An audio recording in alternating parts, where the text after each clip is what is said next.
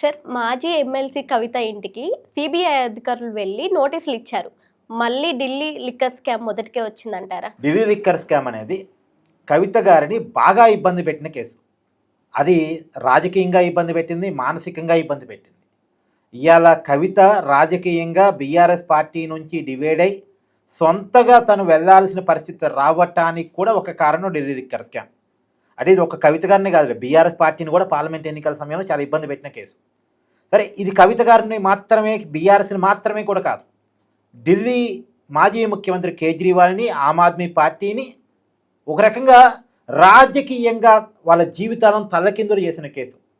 వరుసగా 4 సార్లు ఢిల్లీ ముఖ్యమంత్రి అయినటువంటి అరవింద్ కేజ్రీవాల్ ఢిల్లీ అధికారాన్ని చూపించి దేశం మొత్తం తన పార్టీని విస్తరించుకున్నటువంటి కేజ్రీవాల్ ఈ ఒకే ఒక్క ఆరోపణ కారణంగా అధికారాన్ని కోల్పోవటమే కాదు, కనీసం ఎమ్మెల్యేగా కూడా పోయినసారి ఎన్నికలు గెలవలేదు.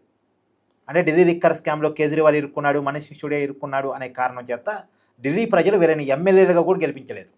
ఢిల్లీ ముఖ్యమంత్రిని, ఢిల్లీ డిప్యూటీ ముఖ్యమంత్రిని ఇద్దరిని ఎమ్మెల్యేలుగా ఓడించారు. సో ఆమ్ ఆద్మీ పార్టీ అధికారాన్ని కోల్పోయింది, వీళ్ళు ఎమ్మెల్యేలుగా కూడా లేకుండా అయిపోయారు. అయితే ఇప్పుడు మళ్ళా ఢిల్లీ లిక్కర్ స్కామ్లో వీళ్ళందరికీ ఊరటిచ్చిన విషయం ఏంటంటే, Rouse Avenue court, trial court వీళ్ళందరినీ, దాదాపు 23 మంది నిందితులు ఉన్నారు, వీళ్ళందరినీ కూడా నిర్దోషులుగా ప్రకటించారు. నిర్దోషులుగా ప్రకటించడం మాత్రమే కాదు, ఈ కేసును విచారించినటువంటి సిబిఐని ట్రయల్ కోర్టు మందలించింది.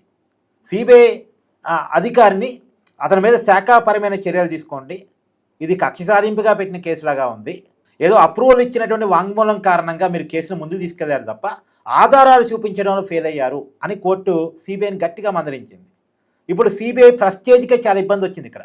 వెంటనే సిబిఐ వాళ్ళు ఏం చేశారు, ట్రయల్ కోర్టు ఇచ్చినటువంటి తీర్పుని ఢిల్లీ హైకోర్టులో ఛాలెంజ్ చేశారు. జనరల్గా కూడా ఎంక్వైరీ సంస్థలు కింది కోర్టులో ఓడిపోతే పై కోర్టుకి పోవడం సహజం. అలాగే ఇక్కడ మరీ ప్రెస్టేజ్కే ఇబ్బంది వచ్చింది. సిబిఐని మందలించడం, ఈ కేసు చాలా పెద్ద కేసు, ఒక ముఖ్యమంత్రిగా ఉన్న వ్యక్తి అరెస్టే జైలుకి వెళ్ళిన కేసు. కేజ్రీవాల్ జైలు జీవితాన్ని గడిపాడు, మనీష్ సిసోడియా జైలు జీవితాన్ని గడిపాడు, కవిత జైలు జీవితాన్ని గడిపింది. అది కూడా తిహార్ జైల్లో, దేశంలోనే కరుడు కట్టిన జైలు. ఆ జైల్లో నెలల పాటు కవిత ఉంది, సంవత్సరాల పాటు మనీష్ సిసోడియా ఉన్నాడు, నెలల పాటు కేజ్రీవాల్ ఉన్నాడు. చాలా పెద్ద కేసు, చాలా ప్రముఖమైన వ్యక్తులు ఇన్వాల్వ్ అయి ఉన్నటువంటి కేసు. ఈ కేసులో సిబిఐకి ఓడిపోవటం అనేది తలవంపుగా ఉంది. కాబట్టి సిబిఐ హైకోర్టులో, ఢిల్లీ హైకోర్టులో ఛాలెంజ్ చేసింది. ఛాలెంజ్ చేసిన తర్వాత సహజంగానే మిగతా నిందితులందరికీ నోటీసులు జారీ చేస్తుంది కదా, అలాగే ఢిల్లీ హైకోర్టు నిందితులందరికీ కూడా నోటీసులు జారీ చేసింది. నోటీసులు జారీ చేస్తే 16వ తారీఖు విచారణ ఉంది ఢిల్లీ హైకోర్టులో. ఆ నిందితులకి ఆ నోటీసులు, కోర్టు జారీ చేసే నోటీసులు ఏవైతే ఉన్నాయో అవి ఇవ్వడానికి ఎవరు కవిత గారి ఇంటికి వచ్చారు సిబిఐ అధికారులు. సో ఏది ఏమైనా ఢిల్లీ లిక్కర్ స్కామ్ అనేది ముగిసిన అధ్యాయం కాదు. ఇప్పుడు ఢిల్లీ హైకోర్టులో విచారణ జరుగుతుంది. ఇప్పుడు ఢిల్లీ హైకోర్టు తర్వాత మళ్ళీ సుప్రీంకోర్టులో కూడా వెళ్తారు. ఇప్పుడు ఒకవేళ ఈ నిందితులకి వ్యతిరేకమైన తీర్పు వచ్చిందనుకో, వీళ్ళంతా కలిసి సుప్రీంకోర్టుకి వెళ్తారు. ఒకవేళ సిబిఐకే నెగిటివ్ తీర్పు ఇక్కడ ఢిల్లీ హైకోర్టులో కూడా వచ్చిందనుకో, మళ్ళీ సిబిఐ సుప్రీంకోర్టుకు కూడా వెళ్ళింది. కానీ ఏదేమైనా ఇప్పట్లో ఈ కేసు ముగిసేది కాదు. కొన్నాళ్ళ పాటు హైకోర్టులో విచారణ జరిగింది. హైకోర్టులో ఏ తీర్పు వచ్చినా సరే మళ్ళీ వీళ్ళంతా సుప్రీంకోర్టుకు కూడా వెళ్తారు.